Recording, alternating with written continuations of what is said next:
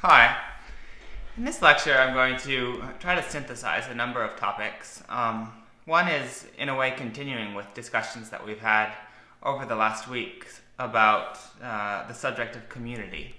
And from community, I'm going to do what I can to transition into another theme, another topic that's related. But this topic is broadly could be thought of as ethics or moral philosophy. And this is obviously the subject of ethics or moral philosophy is obviously a course that a person can devote many years to studying. And in fact, there's a specific class that is dedicated to studying ethics that I invite anyone. I'll be teaching it in the next term, and I invite anyone who's interested in this subject to sign up for that class, and I will look forward to having any of you there. But just for this last week, though, I'm going to attempt to at least provide, a survey, kind of just a cursory jaunt through some fundamental ideas about ethics. And obviously, ethics is something that's it's in no way an abstract discipline of philosophy. There's a famous story about two thinkers, and one of them described the meaning of the discipline of philosophy to Plato, probably the original philosopher, and his friend corrected him and said, to Plato, he said, wait a minute. To Plato, philosophy was not a discipline; it was a way. It was a way of life, and I think we can see that obvious connection with thinking of ethics. It's by no means a discipline that we study as something separate from, how we live our lives. Plato very famously says, in the Republic and a number of other places, through the mouthpiece of Socrates, he observes that, more or less, this is no small matter that we're studying, but rather how to live. And so that, just by way of prefacing this final theme of moral philosophy or ethics, it's clearly something we won't be able to give it what it deserves, just in this brief survey. But I do think it's worth, despite that fact, I do think it's worth addressing and at least encountering. And so to begin with, I thought actually a useful sort of segue or connection way to join these two topics. Again, in some ways they're essentially related. Community and ethics. We might even think that it's kind of involvement in a community might almost be something like a condition to exercise virtue. It's very hard to imagine exercising virtue in outer space, so to speak. It's not clear what you would do that's moral or upright or correct or virtuous, except in relation. Yeah. And so relationships are kind of the matrix of moral action and ethics. So these themes are essentially related. But I'm going to try a different bridge between the two, and it's something of a darker bridge, or a shadow of a bridge, that it's related. So ethics, we can think of it as a way of understanding, the interrelationships and interactions and dynamics between members of a community, how they relate to one another coherently, and this segue that I've chosen, this bridge, it's another, it reveals one element or one dynamic that can shape these kind of relations within communities and between communities. That's namely the scapegoat mechanism. And this is made, it's most famous, probably the most famous philosopher who kind of, in some ways, he not exactly discovered, but in some ways discovered. He formulated concepts and articulated concepts that basically allowed for a new understanding of how the scapegoat mechanism might work. And this is the philosopher, psychologist, anthropologist, originally from France, later taught at Stanford until I believe he passed away in sometime around 2009, 2010 maybe. And this was René Girard, French philosopher, psychologist, anthropologist, and so I'll say a few things about community. Then I'll say a little bit about René Girard's work around the scapegoat mechanism, and then finally just offer a couple ways of, I thought using the scapegoat mechanism might be a good kind of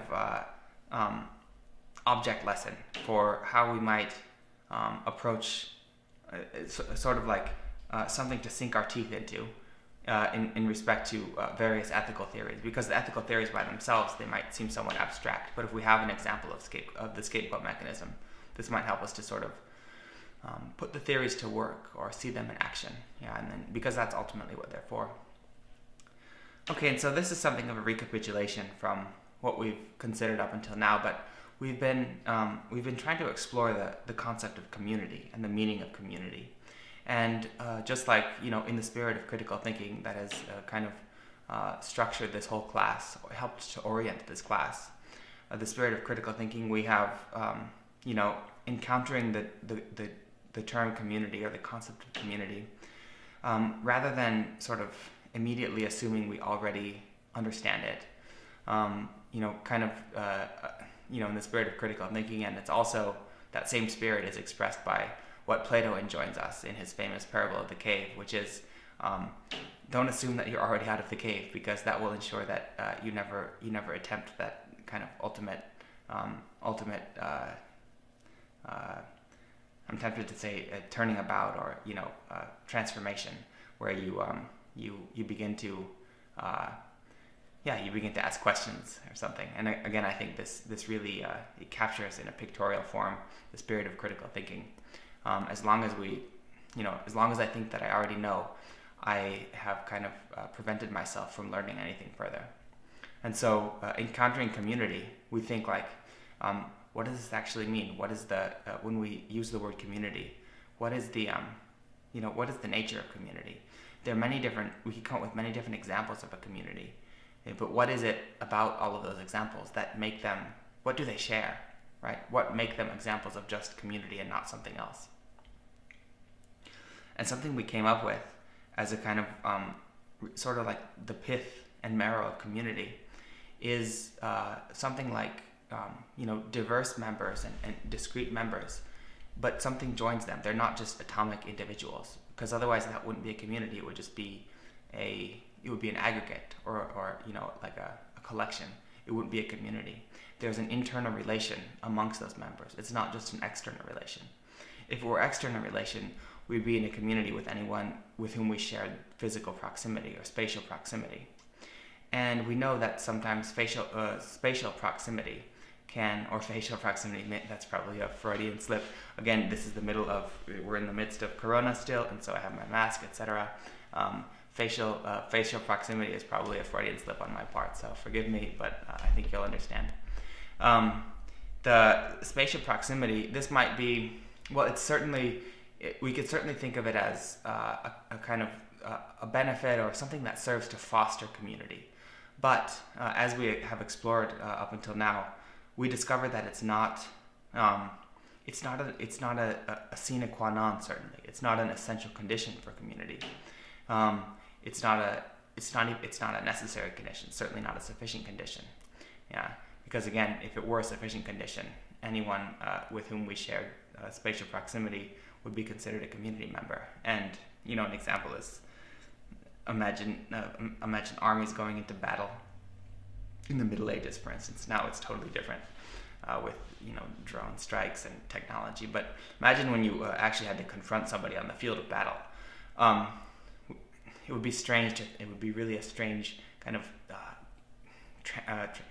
disfiguration of the term community if we imagined that two contending armies, so they entered into community merely because they could smell each other's blood and sweat on the battlefield, and they're exchanging blows with one another. That's not what we mean by community. instead we sort of settled and we kind of circled in and encountered the essence and the core of community. In other words, the necessary and sufficient condition, the sine qua non for community, and that is that these diverse members, they share a common value or ideal towards which all of the members orient themselves. And this is almost, it's like a coming together of the parts. And so, for example, to take the two armies do not share a community exactly themselves, but each army, each separate army, each one of the two armies does in fact share a community, because they are oriented under a common, there's actually a physical standard, like a physical flag that's waving, that is a symbol of, the common value or the esprit de corps that unites them. It's maybe worth noting that one member and another member and another member, the members of the community are visible. There's something you can see with your eyes, as it were. The community, but you can't see the community itself. You can't see the relation. That's something invisible. That doesn't mean it's not real. It just means that it's a different kind of. It's not a physical thing. It's whatever is a good word for what's not physical. And again, that it's most of our lives, most of the important things in our lives are not physical. Think of something like freedom, or love, or economy, or government, or et cetera, et cetera, et cetera. 1,000 things are not physical. Bigger is not physical. The number 3 is not physical. And so again, community is a kind of invisible bond, invisible communion amongst various members that unite them in a higher unity. And again, spatial proximity is often something like a surrogate for that actual value or that actual ideal that can unite people. But we know that physical proximity, again, it's not enough by itself. And we see all kinds of examples of communities that transcend physical distance. And in fact, this very by the nature of the coronavirus restrictions, we're trying to provide an example of just that with this class, and the fact that we've never met each other in the same room. The entire class has been conducted virtually. It's kind of an experiment in the essence of community. We're attempting to foster community by orienting ourselves under the standard or under the ideal of critical thinking. And we hope that we've been successful, at least to some degree. Okay, once we've established the nature of community, then we can start to consider further questions, which we've already done. Certainly not exhaustively, but we've at least begun this process, which is trying to identify factors that either foster community, strengthen community, help to build community, and then on the other side, elements and disorderly elements that actually serve to undermine and even destroy community. And again, we have explored that question to some degree, and we've come up with just many aspects of that question. One that as I mentioned at the outset of this lecture, I'm going to present one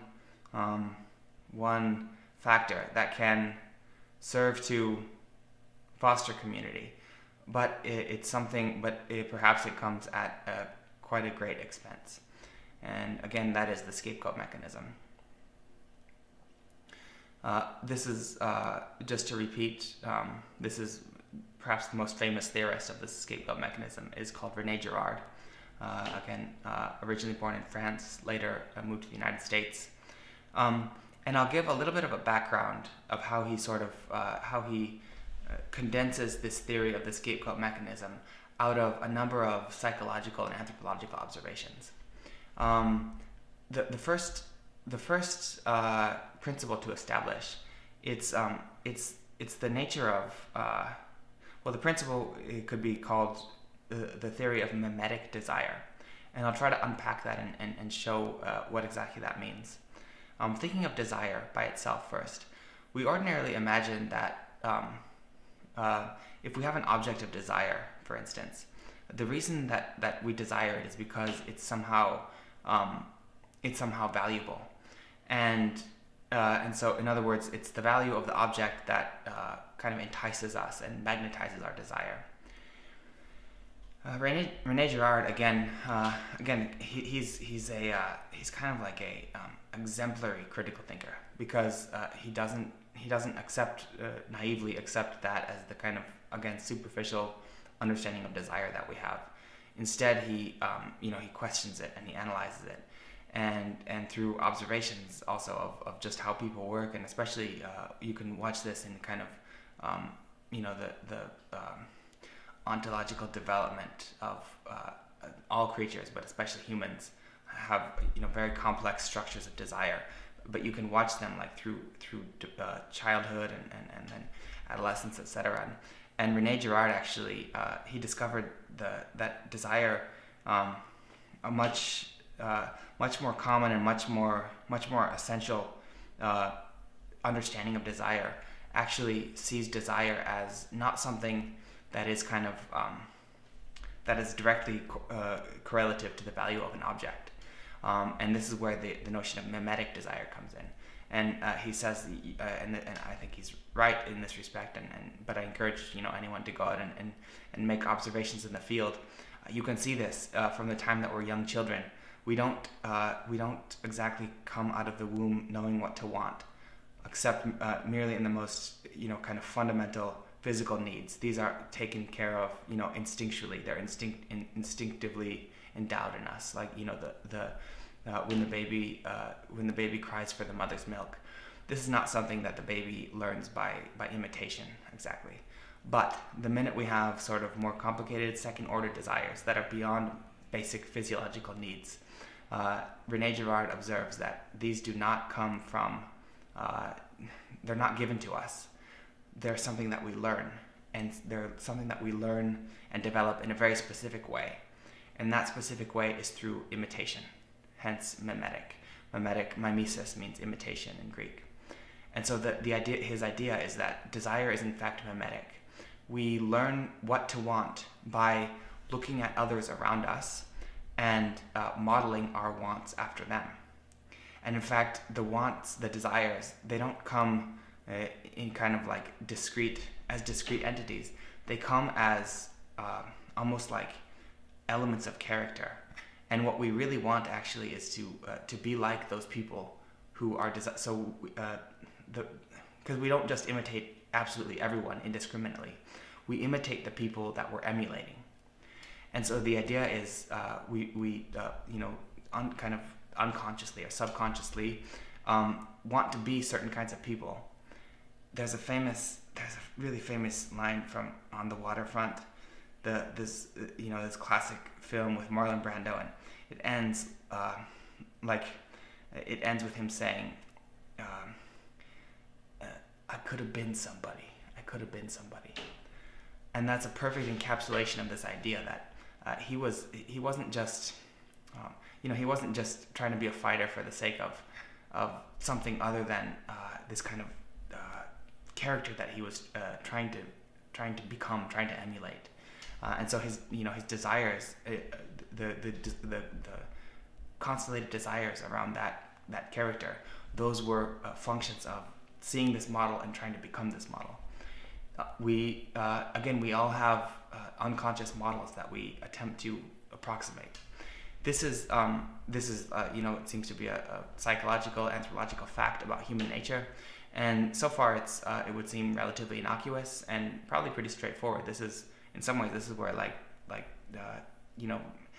myths and tales about heroes come in. We sort of learn the virtues of our culture by again kind of reading about the mythical heroes, whether it's Honest Abe, Abraham Lincoln, right, or whoever, Gandhi, Aragorn, whoever happens to be. Each of you, I'm sure, can come up with better examples or other examples than I did. I don't know whether they're better or not.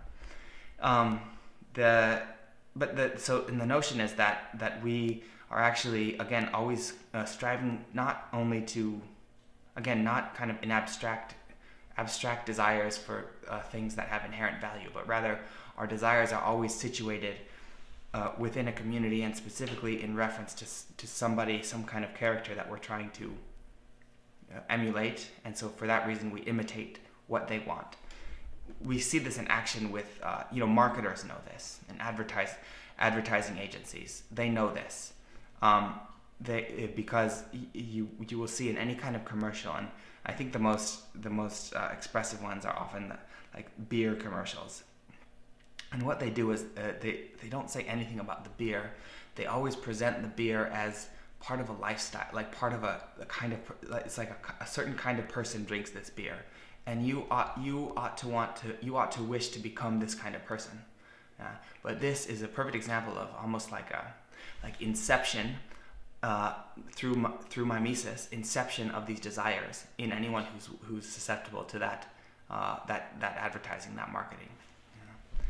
So again, so far this might seem like perhaps quite interesting observations, but relatively innocuous.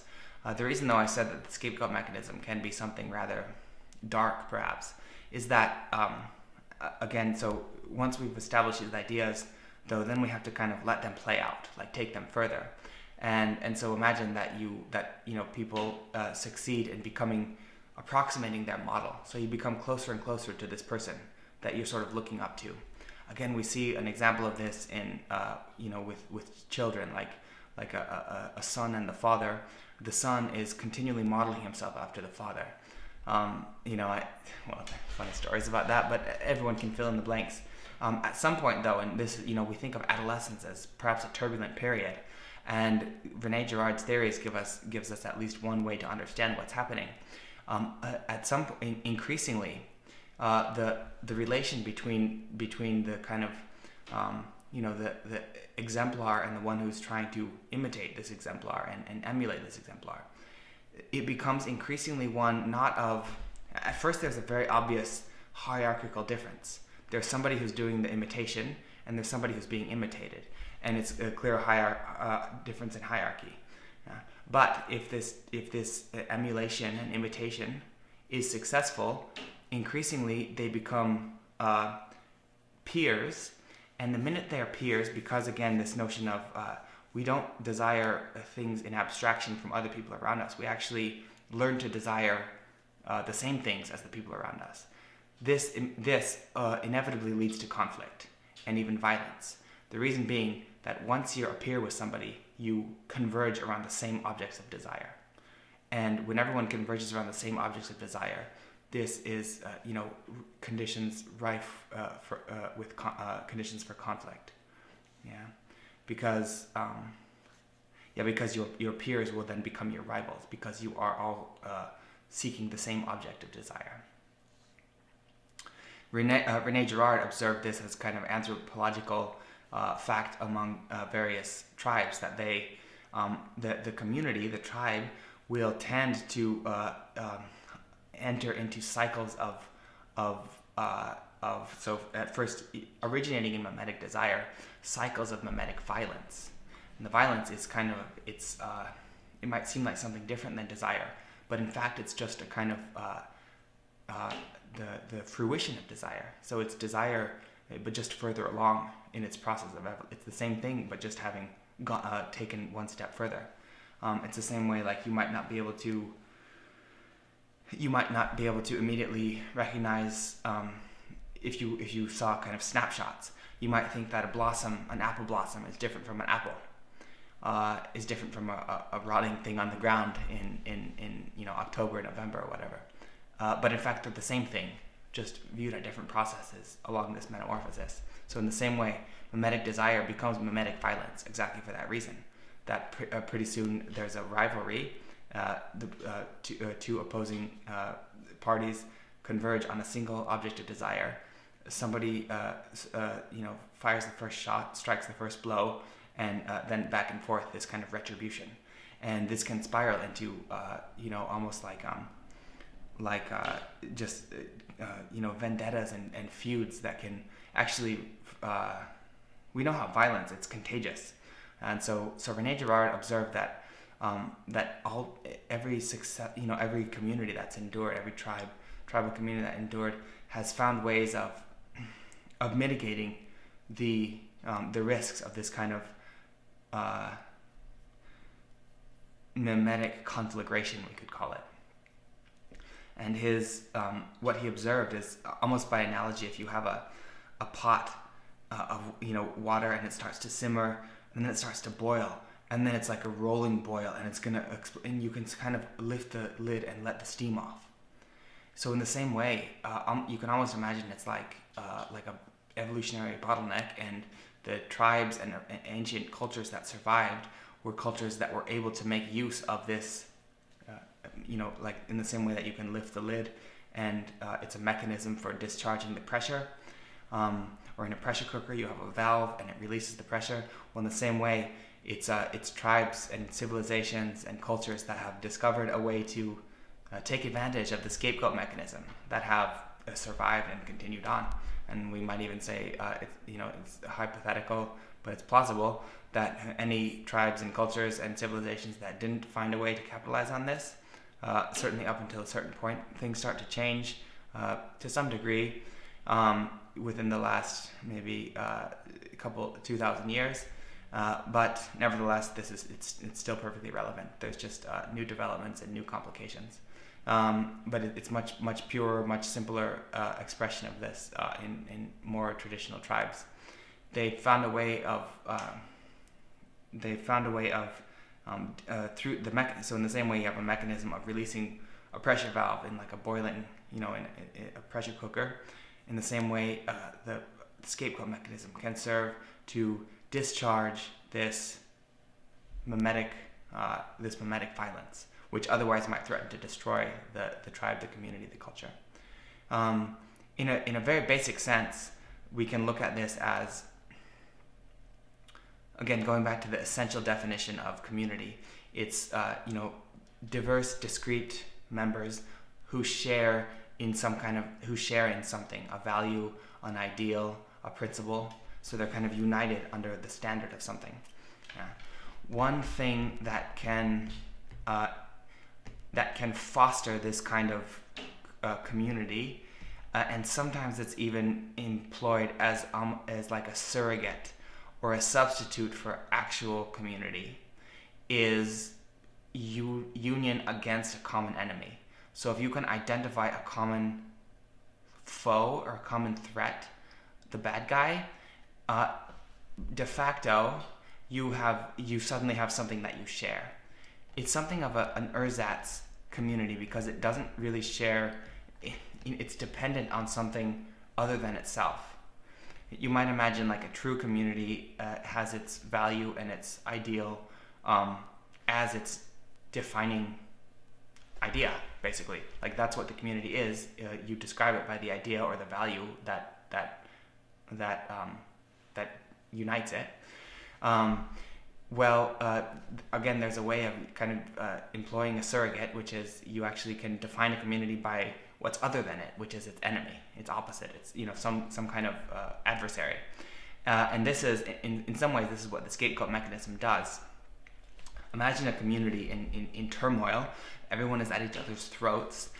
But if you can succeed in convincing everyone, so you have this animosity between people. If it's possible to succeed in convincing everyone that whatever they're upset about is actually the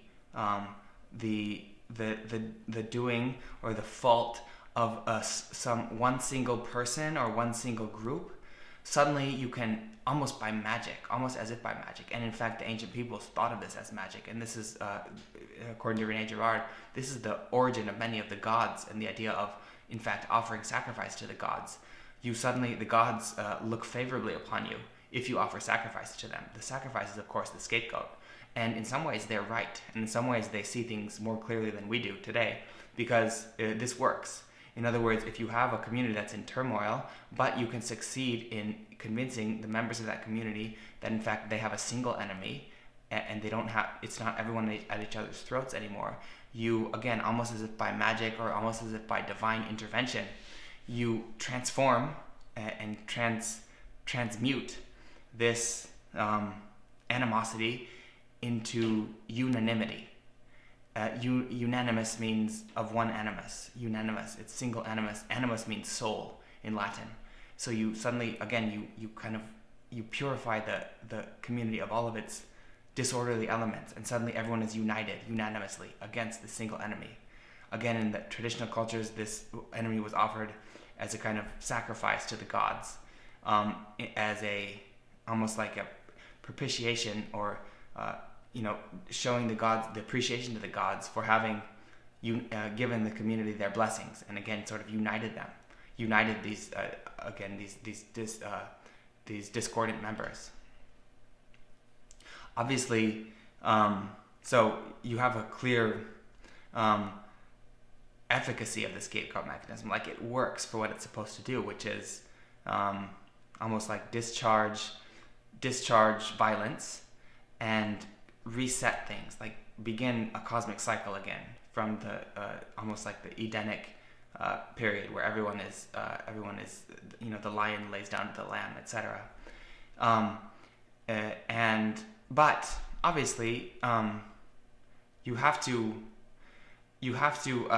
believe, it almost relies on everyone entertaining a sort of lie.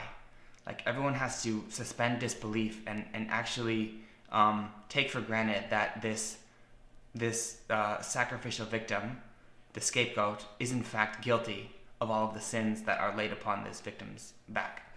And so the victim is ritualistically sacrificed, and everyone has to kind of go along with it. Yeah. In other words, so again, this function, or this mechanism of strengthening and fortifying a community, rejuvenating a community, even renovating a community, it's predicated on untruth. And so that's a kind of shadow, or a dark part that almost, many you can, if you look for it, you can discover it as a kind of underlying element in I don't know whether to say most communities, but it's certainly just because I don't have the data to be able to make that kind of call, and I don't even, it's not clear how you would count. You had to somehow count every single community that exists, and then, find the ratio of how many have this scapegoat mechanism as one of their, fortifying factors, etc. So it's an impossible calculation, but let's just say that it's not uncommon, and in fact, if you know to look for it, you may be surprised where you can discover it. Contemporary politics and contemporary geopolitics, and then also geopolitics of the past, recent past, certainly, yeah, it's rife with examples of the scapegoat mechanism in action, and you can see it everywhere. And the United States certainly is no exception to this. This is something of a kind of a shadow that the United States carries with it, but not, I don't want to single out the United States as unique in that respect.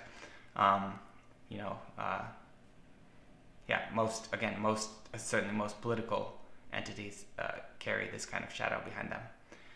And I'm kind of assuming that it's a shadow.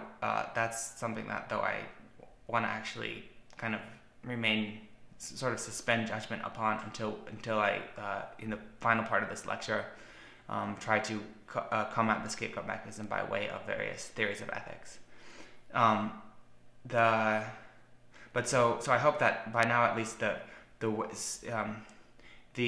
way that the mechanism has been laid bare in some ways, at least in a kind of cursory way by this brief presentation that I've given up until now. I hope it's clear that it sort of comes at a benefit, but it's also again, it demands doing something, sacrificing. It demands a sacrificial victim, and whether this is actual dismemberment of the victim, or whether it's more symbolic, right? Or whether the victim is an actual, like an individual person or a group of persons. This is like the proverbial witch hunt, right? You're trying to again pin all of the sins, all of the discord, all of the problems upon a single or a minority. Basically, is a way to say it. It's a way for the majority to regain unanimity with the cost at the expense of the minority. So whatever that minority happens to be, and whatever that majority happens to be, again, these are just placeholder words to illuminate the form or the structure, and not the you can substitute any different concrete entities for the minority and the majority. But the point is that the majority survives at the expense of the minority. And so it's a question of, I hope that by now it's at least sort of somewhat clear, somewhat that I've exposed the at least a plausible mechanism of the function of the scapegoat, and again take this as a theory, and by that I mean to know whether it's a good theory or not. That just involves kind of checking and doing, just looking around and saying, what does this theory, the scapegoat mechanism theory, what does it allow me to perceive in the world? What coherent phenomena does it reveal to me? Yeah, and I'm confident that it's a very useful theory, but each of you will be the judges of that. But so now I'm going to transition into the final part of this lecture, which is I'm going to just try to consider, the notion of the scapegoat mechanism basically assumes that the ends justify the means. So the ends of a successful majority justify the means of sacrificing a small minority. Yeah. So it's like for the greater good, so to speak. I'm going to evaluate this and just try to put at least three different and perhaps the most common theories of ethics, just sort of try to put them to work and show them in action. And again, this is only a brief survey, and for anyone who's interested in further pursuing this topic, I invite you to attend the ethics course this spring. And so to begin with, though, it's probably the most congenial theory for the scapegoat mechanism. It's a theory that's often goes under the rubric of utilitarianism. And basically, the idea of utilitarianism is that to decide and determine and calculate whether a given deed is right or wrong, it consists in measuring the consequences of that deed and determining whether they contribute to or detract from what is kind of technically called net utility, but it's often conceived in respect to like whether all of the relevant stakeholders, and who knows what that means, but all the people involved, or all the sentient beings involved, or all of the, who knows, whatever you think are the primary again stakeholders in a situation. Utilitarianism is basically the theory that says in order to know whether something is right or wrong, you have to check whether, or you have to calculate whether the consequences of that thing lead to greater utility, which is usually conceived in terms of happiness or pleasure. So greater does the outcome of this deed, so whatever I'm going to do, I calculate in respect to the consequences of this thing. Do the consequences lead to greater pleasure or less pleasure? Again, as the net pleasure, so it's not any individual person's pleasure, but it's kind of like the aggregate of pleasure. If you add up all the pleasure and add up all the displeasure, or the pain, or the suffering, and you compare those one to the other, you take the sum or the right, and whatever, if you're left over with whatever is left over with the greatest amount of pleasure, with the least amount of suffering, this is the right thing to do, and it's in fact like a sort of moral imperative, moral obligation to do that thing. And so again, utilitarianism, it's always a question of well, invariably, the ends will justify the means, provided that the ends offer greater amount of net pleasure. So this is a question of making a calculation and trying to base your present action on the conjectured outcome according to your utilitarian calculus. So you use your utilitarian calculus of a projected outcome to try to evaluate, actions, which are always obviously an action or a deed. It's never something that you do in the future. It's always something that you do. To do something means you're doing it presently. But so in some ways you have to kind of retroactively or prospectively conjecture an outcome in order to influence your present action. And it's quite complicated too, because it's not at all clear how you. In principle, it might seem straightforward, like, well, you just calculate what leads to more happiness. But the minute that you actually try to make a calculation like that, it's, at least in my mind, almost impossible, because it's not at all clear, like, what kind of units does happiness come in, and how do you measure them? They don't come obviously like in I don't know, like megabytes or something. But that being said, there are many eminent and famous thinkers philosophers who defend utilitarianism, and so it's obviously it has its merits, and in some ways it's quite intuitive too. It's like we generally assume that why wouldn't you go for the best outcome? In other words, so that's one major school, and I'll present at least two more. But first, I'll just observe what might be the obvious fact that utilitarianism would probably invariably side with the majority in the case of a scapegoat scenario. It's clear that in some ways, like the survival of the community outweighs the sacrifice of a minority from that community. Yeah. A second moral theory is, and this is very broad. It's kind of low resolution survey of ethics. But a second moral theory. So first utilitarianism. A second moral theory. In some ways it's useful to follow utilitarianism with this one because they're almost diametrical opposites.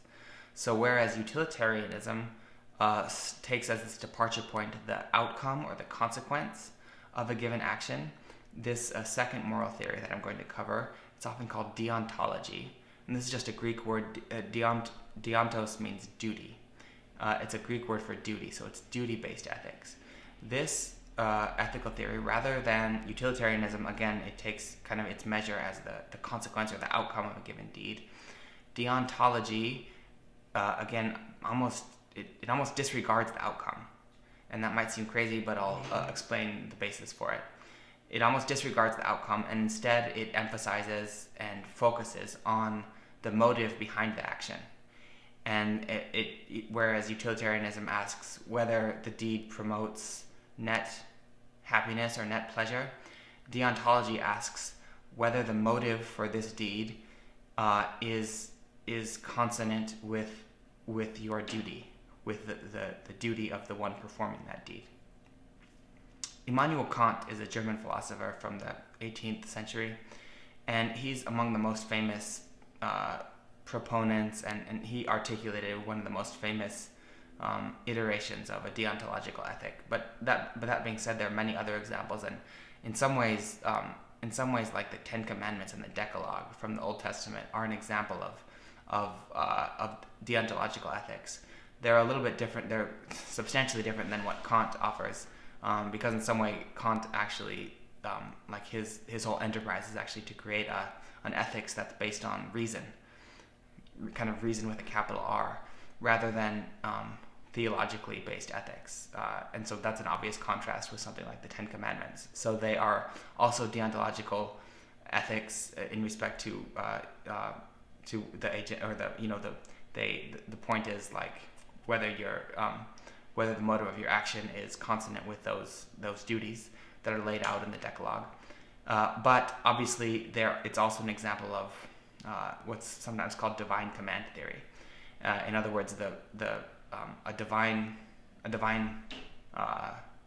intelligence or divine agency, confers those or establishes those rules, those duties, and then a person does his best to follow them, and to the degree that he follows them, then he's acting morally. So divine command theory, it's maybe a fourth theory of ethics. I said I mentioned three, and I've kind of mentioned a fourth one, but I also want to show how they're not always exclusive. They're not because I gave the example of the Ten Commandments as both a deontological ethic, but also divine command theory. Kantian ethics is an example of a purely deontological ethic. But the idea is basically, well, for Kant, the idea is you can't do something that's self-contradictory, or to the degree that you do, it's immoral. And Kant has probably the quintessential example of Kantian ethics is never tell a lie. And the reason is not. He gives a reason. He explains it not because the lie in itself exactly, or it's not because the lie is just the wrong thing to do. It's not as though there's a commandment, thou shalt not lie. Instead, for Kant, the reason that you should never tell a lie, and really you should never tell a lie, the reason for Kant is because it's self-contradictory. Because the purpose of speech is to communicate truth. And he says, imagine this. Imagine that you just assumed that. So imagine that you based your motive for acting. Imagine that your motive for speaking was, I'm not going to tell the truth. And he says, here's the idea of not making a contradiction. He says, you're a person. Now imagine that all persons, so all human beings, use speech in the way that you are proposing to use it. In other words, to propagate an untruth. You realize, first of all, you're making an exception of yourself. You're human, but you want to act differently than how you... Because he says there's no way that you can, as you're doing this, you can also affirm it as what he calls a universal maxim. So there's no way that as you're doing this, you can also say, yeah, I'm doing this, and I wish everyone else would do it too. No. If you lie, you're making a kind of exception for yourself. You're saying, I assume that most people will still be using speech in a truthful way, but despite that I'm a person, I'm still gonna make an exception for myself here. And the idea is too, it's self-contradictory. Like if you assume that speech was not true, speech would cease to exist. Yeah. And so this is the kind of reasoning that Kant engages in, and he tries to base ethics on almost like logic. So whereas famous utilitarians are Jeremy Bentham and John Stuart Mill, and some of the classical hedonists too, but Jeremy Bentham and John Stuart Mill especially, they approach ethics almost like economists, where they're trying to it's almost statistical, yeah. And they try to make a calculus, and they imagine if you could find the right algorithm, you'll be able to calculate the right, what's morally right to do. For Kant approaches ethics like a logician, yeah. So it's deductive, and it's a question of principles, not a question of statistical calculations and probabilities. And I think it's quite straightforward that if we imagine Kant would be categorically against the idea of scapegoating, just because for the sake of, like, if I said again, every time that there's discord in the community, I'm just gonna kind of find some sacrificial victim, or victims. I'm gonna sacrifice some minority for the sake of the majority. It's really obvious that I'm kind of, again, here's people, and I'm making an exception of myself, because obviously I don't want to be that minority that's sacrificed for the sake of the majority's prosperity, right? And so that would just be the basis for Kant. It actually wouldn't be and then the obvious fact that especially at least in traditional sacrifice, you're killing somebody, but there's symbolic executions and symbolic murders too, like lynch mobs on Twitter, for example. It's the same principle, even if it's not the same the same method and the same application. So I think pretty straightforwardly Kant would condemn the scapegoat mechanism, whereas a utilitarian would probably advocate for it. So I hope that's at least somewhat clear how those two views differ. Again, the departure point for each of them is, for utilitarianism, the departure point is consequence of the action in respect to the net pleasure that they provide. For deontological ethics, the departure point is the motive behind the action, so the motive that impels the action, and the question to answer is whether the motive is consistent with your duty as a moral agent. So that's two theories, and I'm just going to offer a third one, and then that will probably be a good place to end this lecture. And so the third one is actually, it's most famously associated with the name of Aristotle, but just like the other theories, it's not limited to this one figure, but he just serves as a useful figurehead or a useful representative. And this theory is often called virtue ethics. And in some ways it's the most straightforward, but in other ways it's the most complicated of these three theories. But I'll try to do a good job to emphasize the straightforward aspect and try to present it in a simple way. The idea is basically that ethics consists in living and exercising virtue, and so it's not so much as it's not like utilitarianism where you're trying to calculate, make abstract calculations about the consequences of the action in order to determine the net happiness that it will confer. And it's not like deontology where you're asking whether your action, the motive of your action is, you're allowing the motive of your action to be prescribed to you by a set of duties. Instead, it's a question of again embodying certain virtues, and it's almost encoded in our language. Like there are certain, and the perfect example, or the kind of typical example that Aristotle gives is the virtue of courage. And he notes that, and we almost think of courage almost by definition it's a good thing. So almost contained in by like connotation of that word, we don't think of courage as a bad thing. We think of cowardice as a bad thing usually, again by connotation. But Aristotle, I think, quite keenly points out, and this is somewhat of a tangent, but it's hard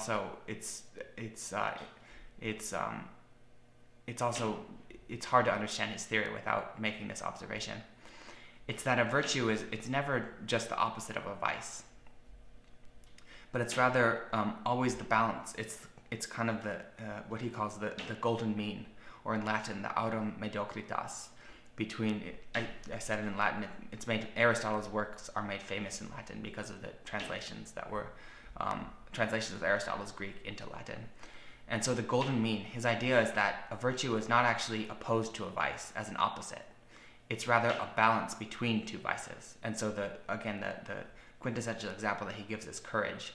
And he says courage is not cowardice, but it's not the opposite of cowardice, because the opposite of cowardice would be brashness or recklessness. And he says that's not the same thing as courage either. And so courage, the idea is courage is some kind of balance between brashness and cowardice. But so for virtue ethics, the idea is, how do I live? We have again, this almost goes back to the idea of myth, because every culture has its heroes and its paragons and people that we look up to, role models, right? And the reason that those people are role models is because they embody certain virtues of the culture. And one thing that we can observe is that not every culture shares exactly identical virtues. Certain virtues are more or less emphasized in a given culture. And I could go into more examples of that, but I think it's probably a tangent from the pith of this lecture. But I leave it to each of you to fill in examples with your imagination and just consider different cultures, different civilizations, and each of them, it's clear that they share, many virtues are shared, many virtues are somewhat universal, but others are not, some are more or less emphasized. And so the idea is basically to know whether something is ethical. You can think like, well, would a virtuous person do this? And I'm trying to be a virtuous person, and so the question is, it's not a black and white thing, and it's not a statistical thing, but it's rather a question of trying to live up to some kind of ideal or some kind of standard. And just to go back to the example of cowardice, one thing that's worth cowardice and courage and recklessness. This is kind of threesome, and it's the middle way between the two vices is the virtue. And one thing that Aristotle observes, and I hope maybe with this I can sort of round off this lecture, but he observes that, actually, to be more correct, in some ways Aristotle is often in his writing, he's often codifying observations and insights that his teacher Plato actually first articulated, and this is a perfect example of this, because I said it's Aristotle that observes this, but it's really Socrates, it's really Plato, I guess. Plato observes that, in fact, virtue cannot be exercised except with knowledge. So you have to, for Plato, the idea is like knowledge is a precondition, a necessary condition for something to be virtuous. And he gives the example of courage too. And he says, he just observes this fact that you wouldn't call somebody courageous, for example, who rushes into, who does something that might seem courageous, but who does something without actually understanding the risk. Plato observes that in some ways, for a person to be courageous, he or she has to know what is at stake. So again, this is a way in which knowledge, ethics and morality is inseparable from philosophy and from wisdom and from science and from knowledge. Those two come together because you can't really be virtuous. You can't, to use courage as the concrete example, you cannot be courageous if you don't actually first understand the stakes, right? You have to understand the risk to yourself. If you just don't understand the risk, you happen to do something courageous, but it was by sheer accident, so it wasn't really a virtue. And I guess taking the example of trying to apply virtue ethics to the scapegoat mechanism, it's not, one culture might say one thing, one culture might, I guess let me just say it like this. You could imagine cultures in which sacrifice for the sake of the scapegoat mechanism was not condemned. But I think it's what it involves, what it demands, and this is it's kind of a difficult thought or an abstract thought, but it demands a suspension of disbelief. So you have to do something that you have to entertain a lie, because you have to entertain the false belief that this victim, or this group of victims, this enemy, is actually responsible for all of the sins that you're laying on his or her back. And maybe it's a foreign country. You have to believe, like the United States had to believe that Russia was responsible for all of its internal conflicts during the whole period of the Cold War, in order to continually outsource those sources of internal tension onto an external enemy. And so I'm giving an example of political scapegoating, just to show how the same principle, it's the same principle that's at stake, but just in different scales and different orders of magnitude. But you have to kind of entertain this lie. Like you can't really look too carefully or inquire too carefully. And I think it's I'll speak from the philosophical tradition of Plato and Aristotle, which is certainly at least one element in the kind of if we try to think of like, well, what is our standard of virtues today? It's kind of a separate topic, but it's certainly worth considering. And what I will say is one element within this kind of melting pot that is contemporary American culture. One element, at least traditionally, has been the philosophical tradition of Plato and Aristotle, and so I'll use the philosophical tradition of Plato and Aristotle to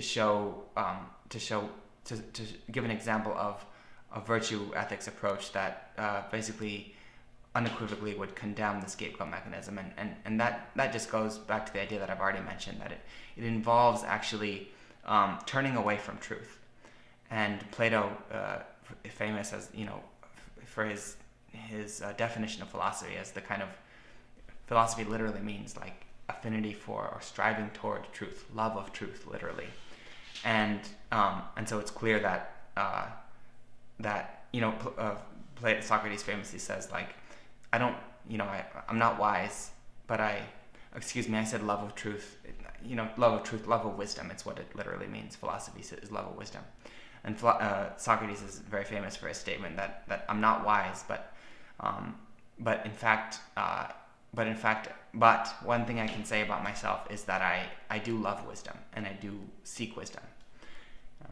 And so just the notion of the scapegoat mechanism, which involves actually turning your back on truth, on wisdom, it's just simply antithetical to kind of Platonic ethics, Platonic virtues, I should say, and we're thinking of ethics in respect to virtues in this third theory. Okay, so these are examples of how. What I hope to have done more than anything is to have shown how moral reasoning works, and it's a question of kind of relating principles to concrete situations. Another way of saying that is to try to discover what principles are at stake in a given concrete situation, and then it's clear that you have different theoretical frameworks with which to approach this. Yeah, but it's ultimately asking the question of like, is this right or wrong, and what makes it right or wrong? Ordinarily, in a kind of naive approach to ethics or morality, we might stop at the first question and say, well, this is either right or it's wrong. Somehow I know, right? But always in the spirit of critical thinking, we're going to pursue the question further, try to encounter the question in a more comprehensive and more profound way, and say, if it's right, what makes it right? If it's wrong, what makes it wrong? So I hope that this lecture I hope that I've been able to do that in this lecture. In the third part, I hope in the second part that I've at least given a useful and workable summary of René Girard's theory of the scapegoat mechanism, and I hope in the first part that I've successfully and adequately recapitulated and maybe distilled some of our conversation on the theme of community. And so that's probably a good place to stop. I won't end the recording until before wishing everyone the best, and until next time. This could be the last time, who knows, but in any case, farewell to everyone.